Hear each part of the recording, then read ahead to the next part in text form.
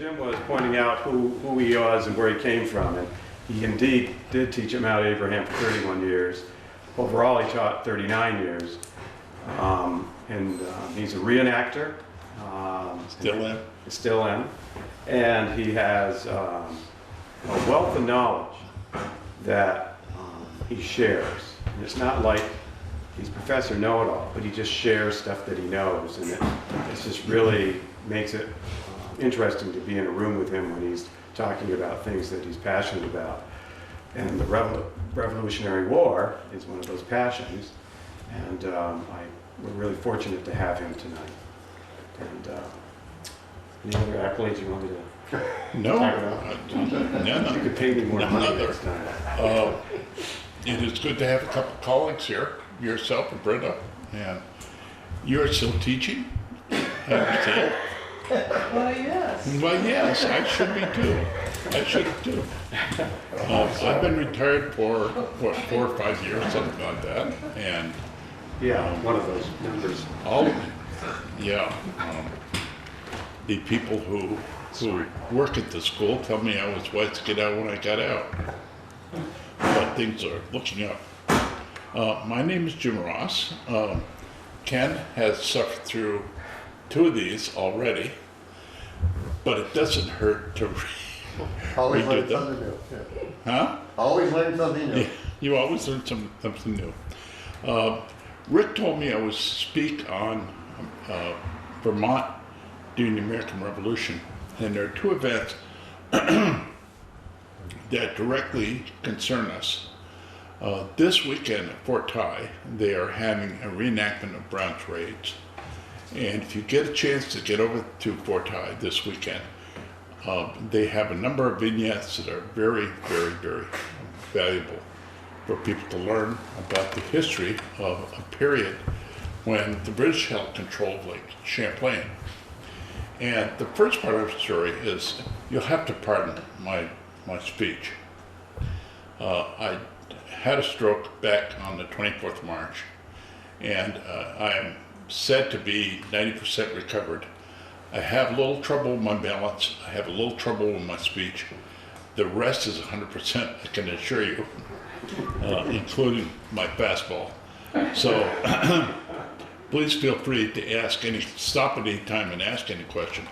But we're going to start in 1776, and we're going to look at the lake and who gained control of it. So Lake Champlain and who would control it became in 76, the second year of the American Revolution, the principal question. In 1776, England and her rebellious colonies would engage in a great race to build warships with which to exert mastery over Lake Champlain. This is their story. This is the story.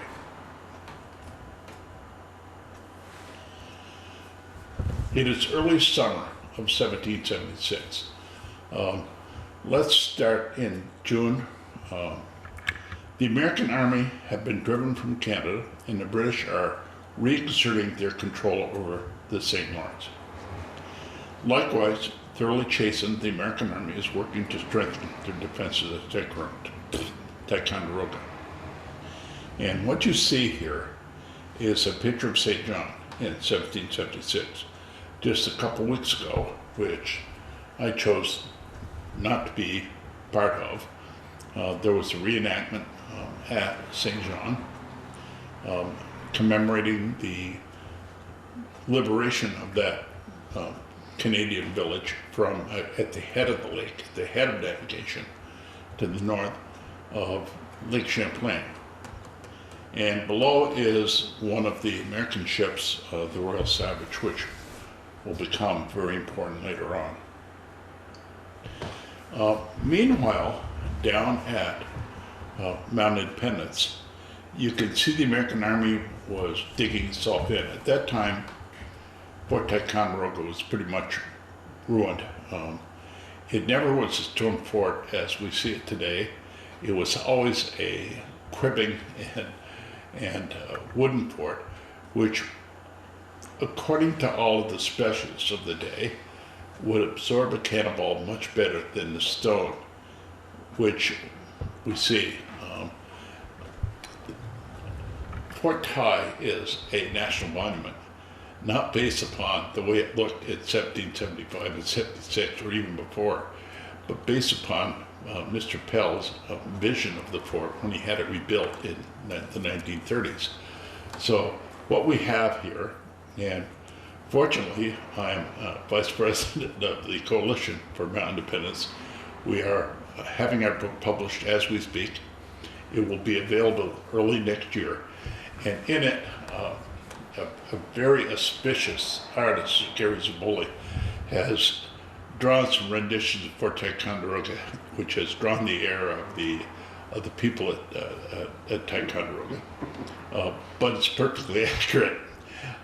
Basically, the fort was wooden and was in a state of disrepair, serious disrepair, as reported by John Matresser, who was the English surveyor of works, the engineer in charge of the British North American continent in 1773. He surveyed Fort Ticonderoga and said it would take more than it was worth to rebuild.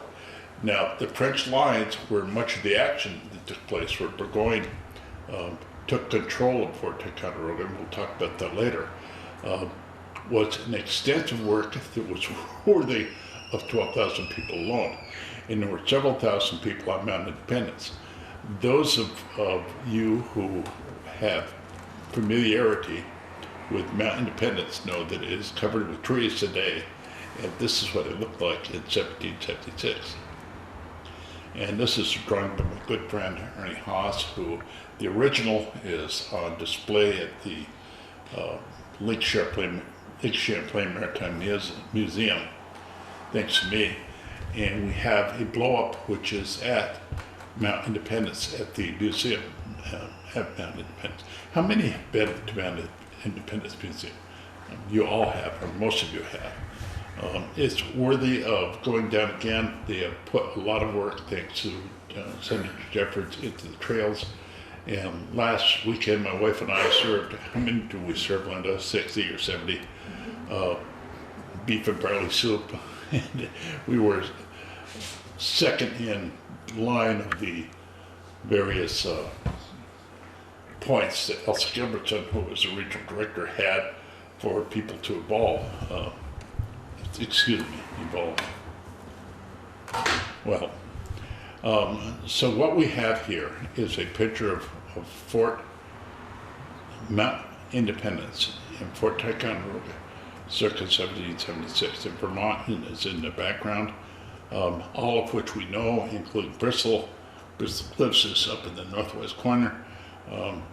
And there were a couple of American ships, including the Great Bridge, so we know when that was completed. It was June of 1777. So this is 1777, 1776. And on it, we see the various brigades. There are 3 brigades of American troops on Mount Independence and Catfish Bay. So, any questions? The American effort was centered at Skenesboro, now called Whitehall.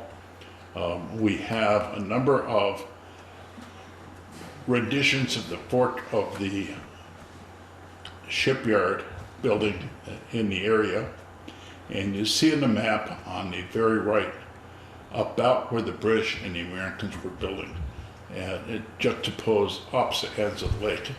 The lake is 115 miles long, has 500 miles of shoreline, and is during the American Revolution was the principal pathway by which armies would travel. And last year, I must have mentioned this as the principal highway during the French-Indian War as well. So we have a picture of Fort. Anybody been down to Whitehall recently? They have a brand new historic site marker.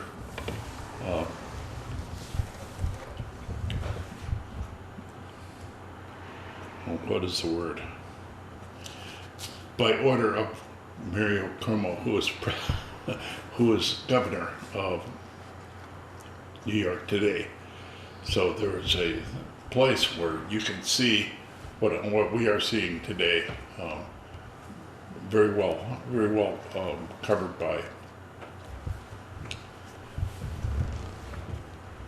the historic site sign. Well, St. John's was the center of the British effort, and this shows St. John, and I think that may very well be Fort Chambly in the foreground of the larger picture at the northern end of the lake. But with one difference, England already had a navy, a huge one, the largest navy that was available to anybody. 600 ships plus, and we have, what, 280 according to Donald Trump. I think that is May. So the British had all of the advantages. They had the advantages of a fleet in the St. Lawrence, ships. The Americans appointed Benedict Arnold as their commodore, primarily because he had had a certain amount of maritime experience. And this shows a British man of war, a first rate, which had 800 men on board, which in itself was more than the total of all the men that were on the American fleet at the time. The British had ordnance, which you see depicted at the lower right. They had ships, and this shows the shipyard at Chatham near Portsmouth. They had all of the advantages. In fact, even one of the ships that was available to them on Lake Champlain, the Flexible, was just about finished. The person said, the admiral in charge of the shipyard said, take it apart and number each spar, each rib, each plank, and have it transported to St. John to be put back together. And that became the Flexible, which was one of the largest ships ever to sail Lake Champlain. It was an ocean-going frigate. 12 guns, I think, was total. It could have been outfitted with as many as 28. The British had all of the advantages. It was to be Sir Guy Carleton versus General Benedict Arnold. And Arnold, regardless of what you think of him, if he had been killed at Saratoga, at the Battle of Bemis Heights in October, I can't recall what number it was, I think it may have been the 7th of 1777, we'd be taking his birthday off. But unfortunately, the Hessian who fired at his horse and killed the horse and caused Arnold to land on his leg didn't kill him. And there were a number of doctors who wanted to amputate because that was the standard procedure back in the day, and Arnold would have none of it. He was a young and powerful young man at the time, and he was given control of Philadelphia by General Washington. He was one of Washington's proteges, one of his most important members of the American staff, and as a result, he married a prominent Tory young woman who was 18 at the time, Margaret Shippen, who began to work on him, telling him that the French were the evil and that the British were not that evil, and hence the selling of West Point, or the attempt to sell the plans for West Point, and the consequent raids along the southern shore of Connecticut and Rhode Island, and the incursion into Virginia, which earned General Arnold the enmity that he has so richly deserved ever since.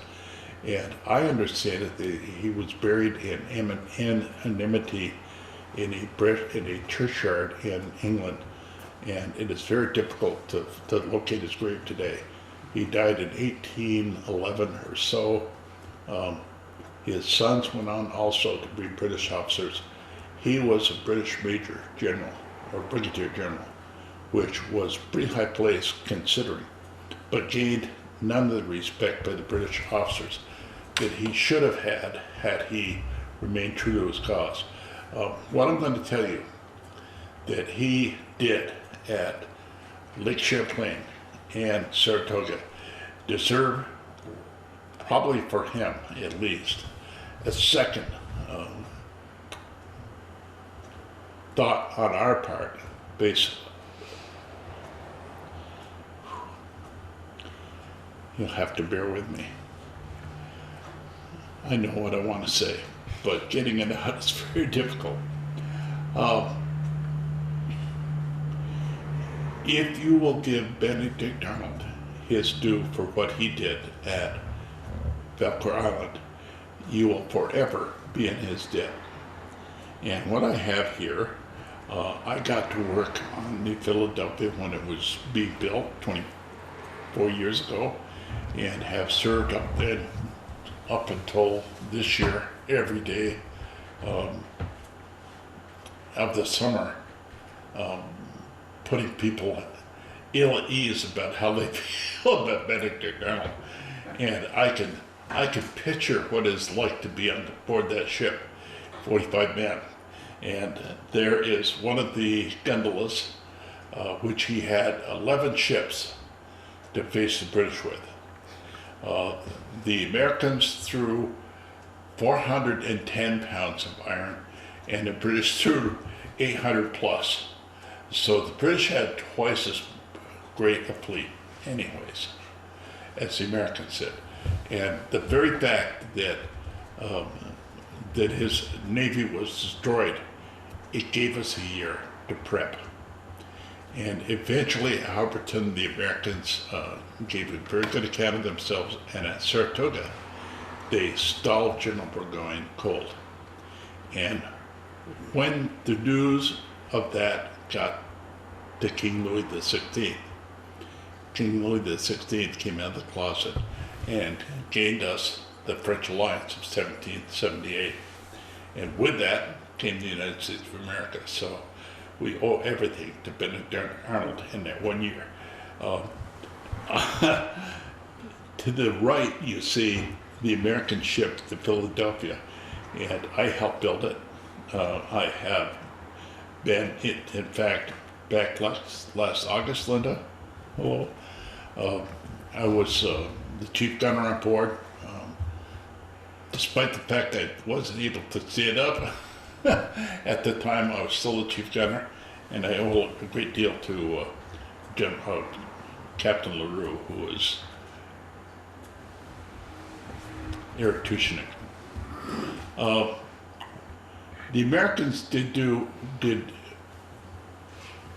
well to have any ships at all. Building up at Skeensboro was a tremendous challenge. The British had real ships, the Flexible, the Maria, the Carleton, all of which are depicted. The Rideau Thunderer, which was a 24-pounder, had 8 24-pounders, and if it had gotten into action that day, it would have made splinters of the American Army, or Navy. But Arnold was prescient enough not to stand at the guns of Ticonderoga, and took his fleet to the northern reaches of Lake Champlain and hunted and hunted and hunted for a place which would give his ships the greatest control of the battle. And he chose Valcour Island. I don't know how many of you have been by there on Route 9L, but if you have, you notice that the lake provides an escape for ships that have a narrow draft, and ships that have a large draft, like the Flexible and so on, can only come in from the south. The Americans, on the first day of the battle, of Valcour, which was the 13th of October, the 11th of October, 1776, gave a very good account of themselves. The Philadelphia, which we know most about, sunk soon after about 7 p.m. It gave enough time for men to get off the ship completely. There were 44 men on board, and we have recently discovered one further ship, the USS Spitfire, which is down in 300 or 400 feet of water, and only a few people know where it is. Somewhere south of Scotland Island, they tell me. They won't tell me exactly where it is. But it's deep enough so that every third year the Art and his cohorts go down to it. It takes them an entire day to spend 15 minutes on the wreck. They go down very quickly, but they come up very slowly. The United States Navy is the owner of the wreck, and they tell us to leave it alone. And it is wise that they do. In order to properly preserve the Spitfire would cost a minimum of $75 million, and we don't have the money for that. It would create the need for a brand new museum. It would create the need for a brand new conservatory located at Basin Harbor in all probability, perhaps at Shelburne Shipyard. But the things that are on that boat are priceless, and they are all as they were on the evening of the 11th or 12th of October, 1776, when the men jumped overboard. The Spitfire was built by a separate group of shipwrights, so it's somewhat different, but it is a wonderful piece of living history. And I, for one, I don't know if I'll live to see it, but someone will live to see it. Maybe it'll be Scotty, be me board, and they move the entire ship up that way. I don't know how they would do it, but it is down 300 feet in very cold water. The only thing that Art tells me, Art Cohen, who is the retired director emeritus of the Lake Champlain Museum, is the quahog mussel, which is a special form of zebra mussel, some type of mussel that is specific to the Asiatic, that lives very deep. And right now, we don't have anything on it. And for the longest period of time, we felt that the bottom of the lake at that depth was a static environment. And we have learned that it is not static. Just recently, in the space of 3 years, when Art and his cohorts have gone down, they found the upper staff several hundred feet away, and there are vicious currents that travel to the bottom of the lake. One year the lake was covered with seaweed, the bottom. The other year it was perfectly clean. So there is a certain amount of urgency involved with this as well. So we will see where that comes. Oop. Doggone it. What did I do wrong here?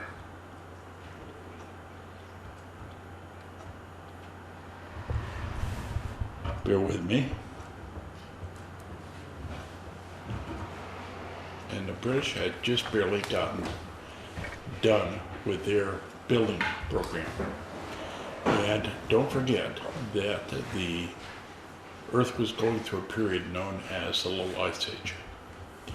And during that time, the peak of peeper season, leaf changing season, occurred around Labor Day. And by the time of October 11th or 12th, which would have been close to Columbus Day, it was the equivalent of our Thanksgiving. So the ridges would have been shorn of their leaves. There would have been very little color. And from what I gather, being a student of the battle, The day of the battle was the perfectly blue, crystal clear day with a north wind. And the British set sail from their anchorage, which was south of St. John. And they blithely came down the lake, and Benedict Arnold had hidden his fleet pretty much at anchorage across Valcour Bay. And there he waited. And sure enough, he sent the soon-to-be destroyed Royal Savage out and let it back in to the bay. And the British took the bait. And only the Carleton and Inflexible and a number of the British gunboats were able to work their way up into the line. And what ensued was 7 hours of living hell. It is difficult to imagine a naval battle, but it was horrible beyond belief. The Americans went through 80% of their shot and powder. And that night, around 7 o'clock, if you wait till October, 7 o'clock was pitch black. The Philadelphia was sinking. Arnold, with a group of his captains, said, "Let her go." And she sank with nobody on board that we were able to find, in about 60 feet of water. And Colonel Haglund, who was the founder of the Philadelphia, lived just down the street from me. In fact, I had delivered papers to he and his wife for many years. And little did I know who he was, except once every third or fourth week, I would be invited into their living room, and Gladys would give me my magnificent fee of $1.50 or whatever it was for the Burlington Free Press. And there on their mantelpiece stood the same helmet that is at the Maritime Museum, the same diving helmet. That in 1935, Colonel Haglund went down 60 feet. He and a friend, by the way, the pitcher of gin and tonics, went back and forth across the Valcour Bay. And he knew from reading all the accounts that the Philadelphia had been sunk and never found. So he went back and forth, back and forth, back and forth, until one day in the middle of August, they came up short, and their grappling hook had caught the tip of the mast of the Philadelphia. So Haglund went down, and what do you do if you're a marine salvage expert? Well, back in that day, there was no marine archaeology, and he was salvaging. So he brought it to the surface, and he had all of the technology, all of the air-driven pumps that would blow up these things, and up to the surface pumps of Philadelphia. Well, as soon as you bring a ship that has been underwater for hundreds of odd years to the surface, you immediately start the process of decay. And I don't know how many of you have seen the Philadelphia on display down at the Smithsonian, but it is but a vestige of what it was when it came out of the water. Out of the water, it was filled with wonderful things, like Lord Cadaver looking at Tutankhamun's grave. It was filled with wonderful things. And they proceeded to flush most of them overboard, which in time the divers from Lake Champlain Maritime Museum have recovered, by the way, including shoes and cartridge boxes and cannonballs and you name it. In fact, on the Philadelphia, the only thing that is of value on the ship in terms of an artifact is a British cannonball, a 12-pounder, that has the bottom still intact on the surface of it. And I tell the people, I tell the folks that the only thing on the boat that is original is that cannonball, and the rest is reproduction. And you know, after 26 years and untold thousands of people coming on board, it is very difficult to get them to believe it, but it is true that it is the only thing that's available. If you have a chance to go down to the Maritime Museum and look at the things on display, they have wonderful things on display, including a shoe that is because it was under mud, is perfectly preserved. A cartridge box, all of these things are perfectly preserved. And the Spitfire, which has not been touched by human hands anyhow, is loaded with everything on board, including felling axes and boarding axes and all kinds of things. But at any rate, the first day of the Battle of Valcour, was a resounding loss for the British, a resounding victory for the Americans. And at that time of year, those of you who are familiar with the lake know that we get a tremendous fog forming. And sure enough, what does Benedict Arnold do? But he calls all of his men aboard the flagship, which is the USS Congress, and the captains repair on board, and they immediately decide that what they're going to do is they're going to try to escape. And escape meant rowing with muffled oar, soaked in water, blankets around each oar, each, what do they call them, sweep, standing oar. And the men could cough and so on. They managed to escape. They came close enough to one of the British ships that they heard a man tinkling over the side. That's how close they came. And it was perfectly quiet, and everyone's life depended on it. In back of each ship, there was a deep barrel, probably a spent barrel of gunpowder with a candle in it. And it was the job of the helmsman to keep that candle in sight at all times. And the only person who could see it was the person directly back. And they managed to escape. And the next morning, the sun rose and the fog rose. About 9 o'clock, the British were all ready to start the engagement again. And cricket, cricket, cricket, the Americans were gone.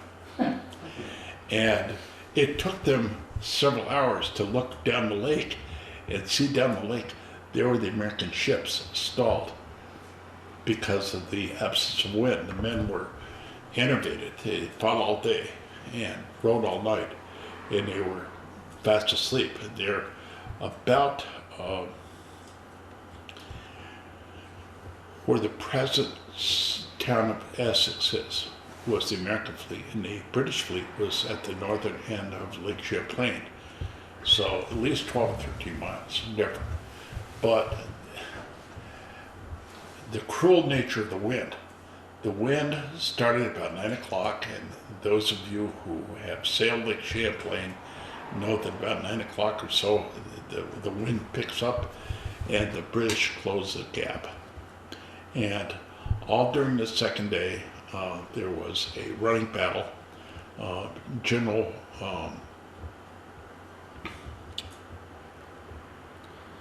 I can't remember his name.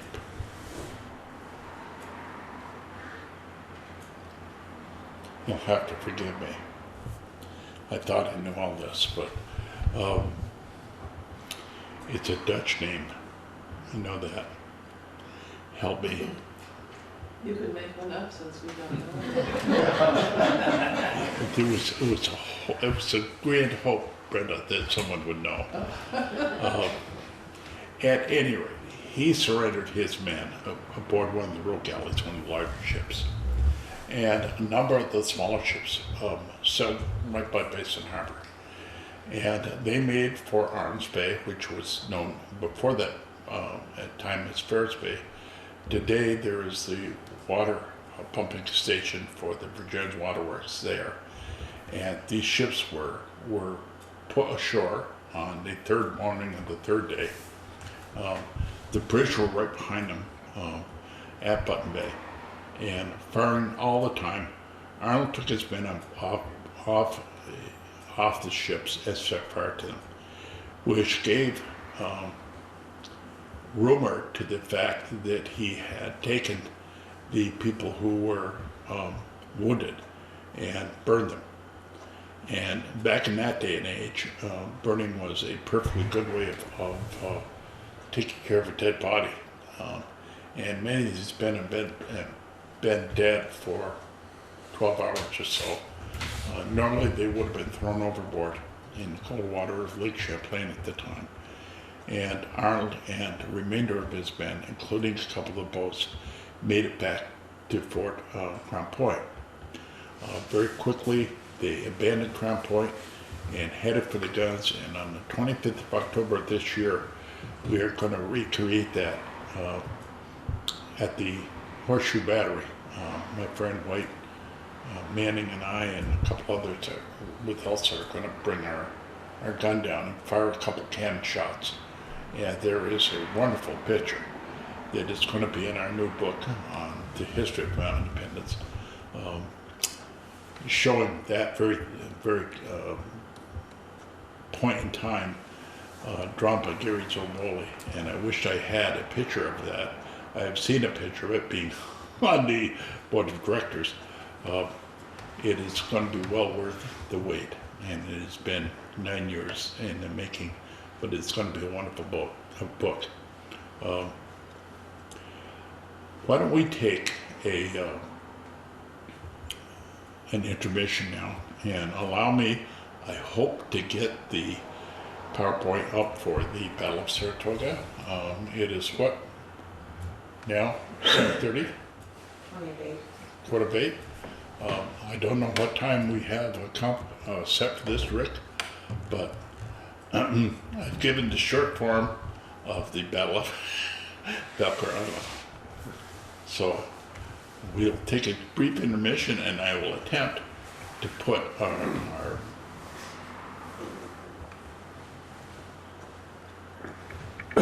video.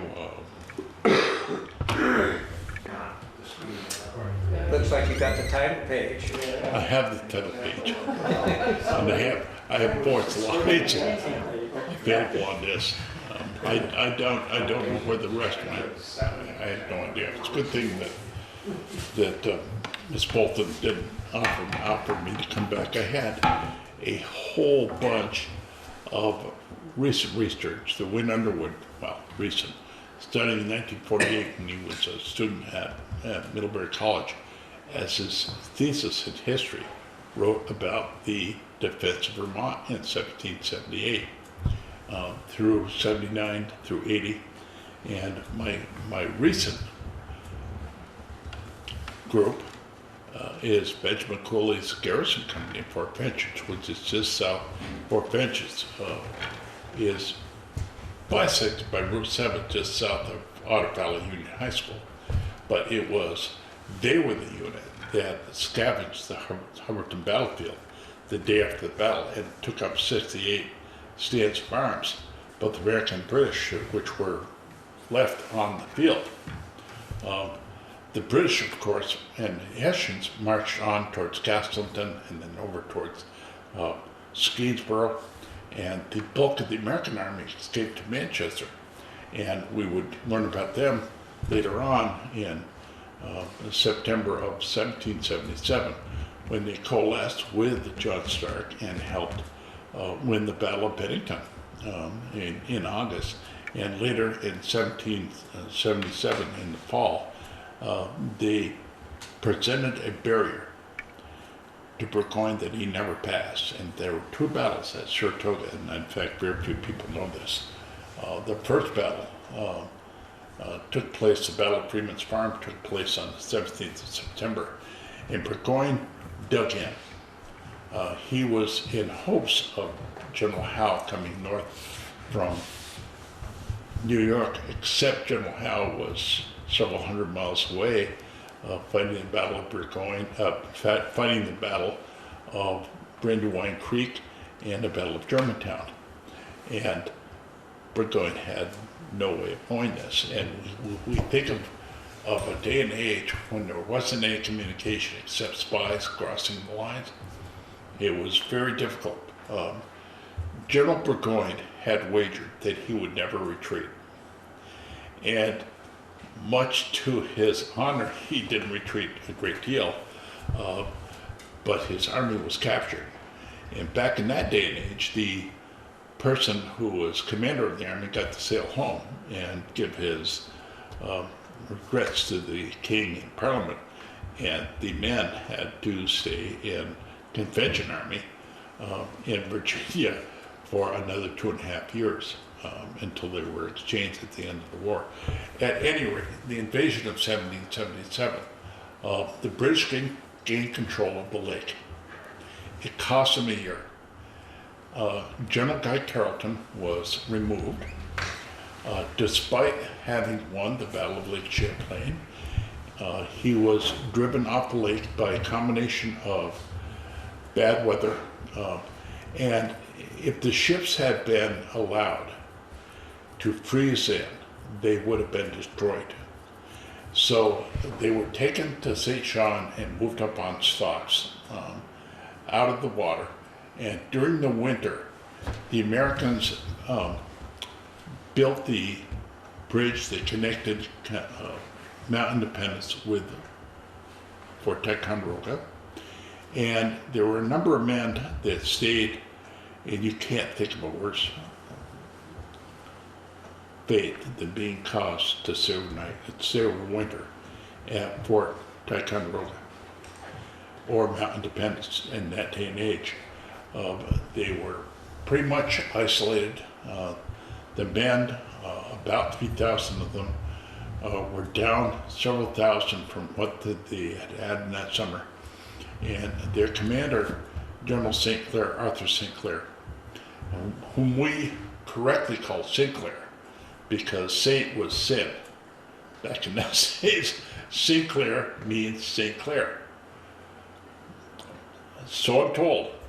So General Sinclair had about 3,000 effectives, many of which were affected by smallpox. They built the floating bridge by building the caissons out of elmwood, right on the ice, and sinking them through the ice. And there's quite a little bit of controversy about that, how that was done.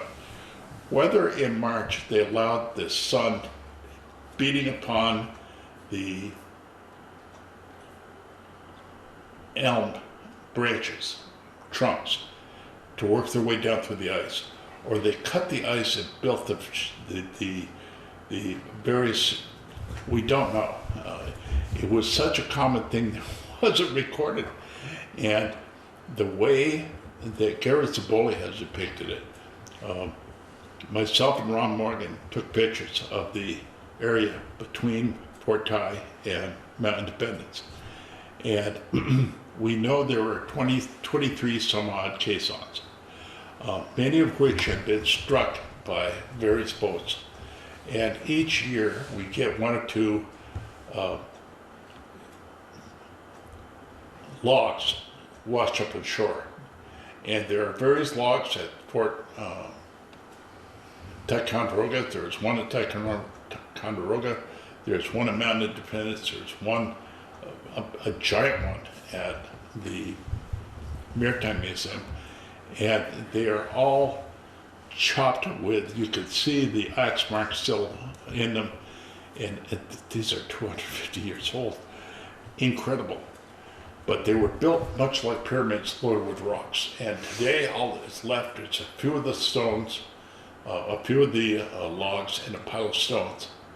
And low water, which we are experiencing in Fort Ticonderoga, it is problematic. You see the tops of the mounds of stones sticking out of the water in various places. And it's very problematic. I have an account of John Ennis, who was a British ensign of the 29th Foot, which I started and for 19 years ran. The 29th had a whaleboat that stuck on one of these cribbings, and when the British left in November of 1777, only to return in 1771, they burned the bridge, and they left the caissons still intact, so they're still there underwater. And the divers from the Lake Champlain Maritime Museum have mapped each of the caissons. So the bridge is still there. much of the superstructure has disappeared, been burned and been used by various people, but the stones are still there. And when you get down 12 or 15 feet, the cribbing is still there too. Each year, the boats traveling back and forth disturb a couple of them and they wash ashore. And that's how we know of how the men cut the elm trees. And where they got them from is a good question, because I showed you a picture of Mount Independence that was perfectly bald, probably to the south somewhere. And they were hauled by oxen. That is when they could serve as beasts of burden. They were utilized, and as soon as they became lame, they were eaten. And we have archaeological evidence of a great deal of bones by the. So who was John Burgoyne? He published a book, Thoughts on the War from the side of Canada, and he gave a copy to the king, and the king said, "This'll work, by God, this'll work." And what he intended to do was to run a series of fortifications up the Hudson along Lake Champlain and cut New England off from the remainder of the 13 rebellious colonies. And in 1776, Burgoyne persuaded King George to accept his plan. And King George sent a letter to Lord Germain sacking Sir Guy Carleton, who later on became eventually governor of Canada. But at that time, Burgoyne was given complete control of this command. What they didn't do was relieve General Howe at the same time, and Howe was given an independent command in New York. He left General Clinton behind. And so it's a three-pronged invasion. And part of it was to come, the intention was, part of it was to come down Lake Champlain, be led by Burgoyne. And Howe would come up from New York City bound for Albany. And coming down from Fort Oswego would be Barry St. Ledger. And the three-pronged attack was to meet at Albany. What a perfect plan. What a perfect plan. Only one prong worked. Benedict Arnold managed to buffalo Barry St. Ledger after the Battle of Oriskany into believing that his attack would never work. That prong never materialized. The furthest north that Henry Clinton got was the heights of West Point. And Burgoyne was left high and dry at Bemis Heights with two redoubts, two huge redoubts. If you go down to Saratoga, you see the Germans were on the left, and that was their position. The British were on the right, which was the position of honor, and the Americans under Thaddeus Kosciuszko had put a series of entrenchments along Bemis Heights that no army of the 18th century could break through. Well, it got to be September and October, and you had about a month. The trees were already changing. The trees had already dropped their leaves. And Burgoyne says, "It's now or never. I must get to Albany. I must get to Albany." Albany was only 8 miles to the south. And could he have made it? Sure. At the Battle of Freeman's Farm, he didn't make it. He dug in. At the Battle of Bemis Heights, he sent out a strong reconnaissance and, what was his term? Reconnaissance and force. And the men, or his men, were to forage the crops that were in the fields at the time. And Benedict Arnold was at the time engrossed in a giant argument with Horatio Gates, was the commander. And Arnold, without Gates's permission, took command of the American troops, Leonard's Corps and Force Corps, and led them in furious charges against the British redoubts. They managed to break through the Hessian redoubt on the left, and Burgoyne had no choice but to begin his retreat. And he made his fire at Stillwater, about 8 miles to the north, and he was forced to surrender his entire army, all 9,000 men. And the Americans at that time measured probably 17,000 somewhere, primarily because of the French-Indian War, because of the concern of the British had used Indians as what would you call them today, special operators,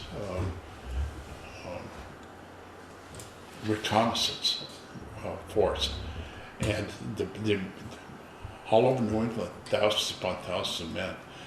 The Americans who were present at the surrender were written about at home by British officers, as all of them were 6 feet tall, and many of them were 6 feet, and were physical specimens, and they were, compared to the typical British soldier, which was 5'5" and the dregs of British society. It was quite a destruction. By 1777, by October, and the Americans had the weapons, many of which are at Ticonderoga in the museum, by the way, were dispersed throughout New England, and even today occasionally we find them with the British regiments listed on the tops. Some of them stuffed in attics, some of them stuffed in barns. In Massachusetts particularly, we come across these weapons that were surrendered at Stillwater. The British marched off to Boston, and Congress, as Congress is wont to do even today, reverts itself many times and sent the men into prisoner of warship at Winchester, Virginia, and the officers got to go home if they promised never to raise their hand against the American Congress. And many of them raised their hand, but behind their backs they had that. So it's getting on to 8 o'clock. I've spoken for an hour. I deeply apologize for the misstep we had with I thought our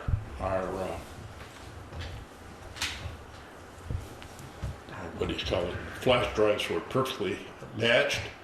I took everyone's word for it, including Chris and Bolton's. But that is a little bit about Vermont, and I can have enormous knowledge in that area. So I'll open it to questions, and we'll take 15 minutes. What time do we have, sir? As long as you want. As long as I want, as long as you want, as long as you want. So, I'm at your service. Do we have Yeah. any ideas about people from Bristol who served in the Revolutionary War? At that time, it was called Pocock, and it wasn't Bristol. There were probably a few, probably 10 or 15 that served in various regiments. We portray later in the war, 1780, Benjamin Cooley's company of Ebenezer Allen's regiment. And Vermont at that time was a separate republic for 14 years. So we had our own army, probably numbering 400 or 500. There must have been some numbers from Bristol, from Pocock at that time that served for a period of 6 or 7 weeks at any rate. So, yeah, Jan, you had a question? You had mentioned when Arnold got his men into Arnold's Bay, I had thought that he unloaded a considerable number of wounded people as well as He dead took people. all of the men who were able to be moved The ones that were, the wounded were unable to move were left at Squire Ferris's cabin, which was up above. And the only bodies which were on the ships that were burned were dead already. And they didn't have a whole lot of time to have a formal burial. Now, the British immediately claimed that Arnold blew up his ships with the wounded aboard. There's no evidence of that whatsoever. The men made their way back to Crown Point within a couple hours, and within a day, they had escaped under the guns of Ticonderoga, which was perfectly safe for them. The British came as far south as Watch Point, and our depiction under Gary Zaboli is the attempt of General Carleton to force the American defenses at Fort Ticonderoga, and they weren't able to do it. There was too much cannon, and they had to wait until Burgoyne came down with a formal siege. He had 141 pieces of siege artillery with him. Enormous number of horses were required. They were driven down the west side of the lake. What they didn't know was St. Clair had a terrible problem with camp fever and smallpox, and had about 2,000 effectives to cover an area which would have, under the best of circumstances, required 12,000, which he had during the summer of 1776. But in 1777, he didn't have them. So St. Clair was court-martialed after the Battle of Saratoga and was exonerated. He showed good judgment, and it probably helped that Burgoyne's army was at that time captured. But it's hard to imprison a winner, and that's what St. Clair was. He was a winner. So he showed remarkable precedence. The British officers had it in their mind that the Americans were all platoons, and the Battle of Hupperton taught them far different, that among the Americans were many members who had served as members of the French and Indian battalions, and there was no love lost. And they showed remarkable effect of small. Balclaris, for example, had its coat, I think, punctured 40 times. You don't get that by musket balls. You get that by buckshot. And they said his coat was punctured several dozen times. We know what that was. Yes, sir. I wonder, after the guns from Ticonderoga were taken down to Boston by Knox, Yeah. how many were left in the Well, ruin? the guns of Ticonderoga and Crown Point were taken down to, how many were left? The people who founded the Noble Train of Artillery took the best pieces, in other words, the pieces they could carry. The heavier pieces were left at Fort Ticonderoga and Fort Crown Point, and were still there later on in the Revolution. But the best pieces were taken with them to Dorchester Heights, which allowed for the evacuation in March of 16th, St. Patrick's Day of 1776, by General Howe. Went to Halifax, by the way. Did that answer your question? I don't know what your question was, but Well, so the forces that were then at Mount Independence, did they bring that much artillery with them, which would be hard no, through or just No. use what was? no. There was plenty available at. Well, there was enough to arm the fleet. And take the Philadelphia, we had Swedish guns aboard it. 12-pounder in the bow, 2 9-pounders. They were all Swedish guns captured in the 1690s. So, and at that time, there was no way of telling how many times guns were fired. The Jersey had a gun completely disassemble itself, killing the gun crew. And You can imagine what that did to the gun crew. Today, with modern photography, we could see a gun being fired, and like a python, there's a wave that goes down through it. And if you've ever taken a paper clip and moved it back and forth, you know there's a certain number of times that you can do it before it busts. Well, a cannon's very similar.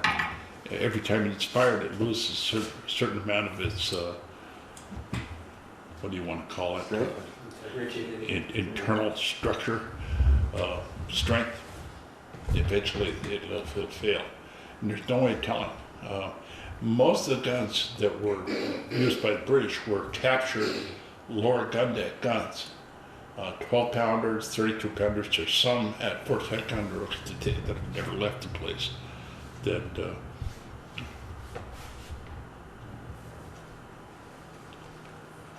Jim, I have a question. yeah, If I wanted to know more about what life was like at that point in time, through the whole. it was short, mean. Yes, where would you find it? Where would I find that? Because it seems that if you talk about battles and you talk about all these people moving around and stuff, there are people that must have kept diaries. And There are a lot of diaries that have surfaced in recent years. We have letters. Bad Independence, for example, letters that were sent by the officers who were mainly educated people who were able to write. And they talked about life and what they ate. Military life has not changed a great deal. It hasn't changed a great deal. There was a great deal of sickness because the grounds had been for thousands of years grown up, and they were disturbing the forage stuff, the leaf material. What are referred to, in fact, we talked about this, my wife and I talked about this with folks. They boiled everything, and they didn't know why it worked, but it's quite simple. The beef and barley soup we had, that we gave out more than 60 bowls full,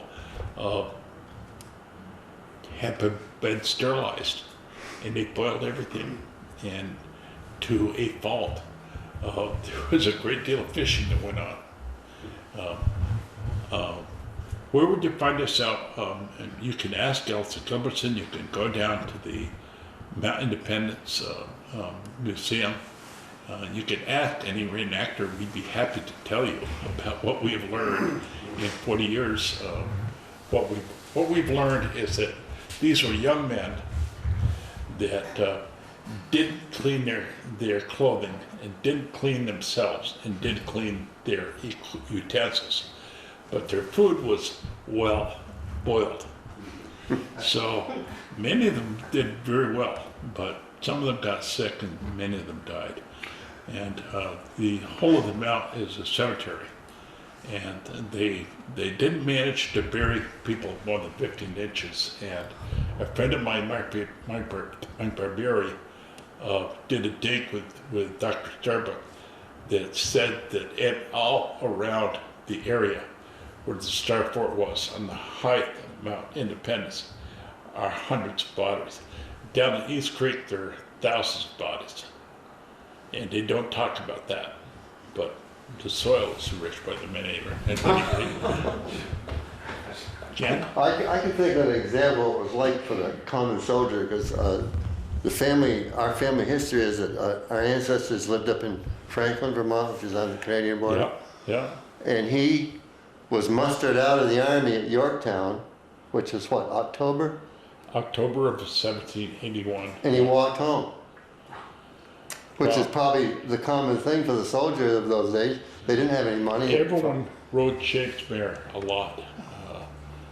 A road in those days, in that day and age, we would consider a path. A road per se was 1 rod wide with stubs more than 24 inches high were cut down to 18 inches. In 18, 19, 20 inches was roughly the height of an axle of an ox cart. So you had oxen weaving their way through the tree trunks, and the wagon wheels were tall enough to make it through the road. So over time, they built the road on side hills, so you would carve part of the upper portion, the lower portion, and you look at where, I know this because I was just the other day traveling the Basin Harbor Road in Orwell and Bridport, and it went all the way up to Basin Harbor. And on the side hills, even today, it is carved out because they had no heavy equipment back in that day. We used to call them Dugways. Yeah, dugways, yeah. I apologize. Rick, You don't need to I apologize. apologize. I thought I was prepared for this and I wasn't prepared, but we're all old timers and we're all interested in history, so you got the best of me. You know, Jim, you did a nice job just being Jim. Just being here was remarkable. Am I right? Just being here was remarkable. And I'm about 90%. I hope you'll give me a year, and I'll be back next fall with more of the American Revolution in Vermont. And there was a lot more. There was the early war and the late war. I covered the Battle of Valcour and the Battle of Saratoga, which was the principles. So I've learned a lot about what went on after the Battle of Saratoga here in Vermont, how the Republic of Vermont defended itself, and our militia group, which is the lowest of the low, is a good group of reenactors, and I hope you will have the opportunity to venture down to Mount Independence again. Every year we gain new stuff that has come out of the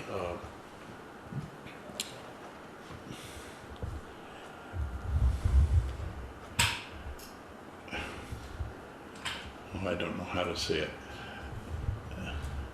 The internet provides us a great deal of information, and you would be surprised how much has been digitalized. A great deal. And I better quit while I'm ahead. I better quit while I'm ahead. Thank you, Jim. Thank you very much.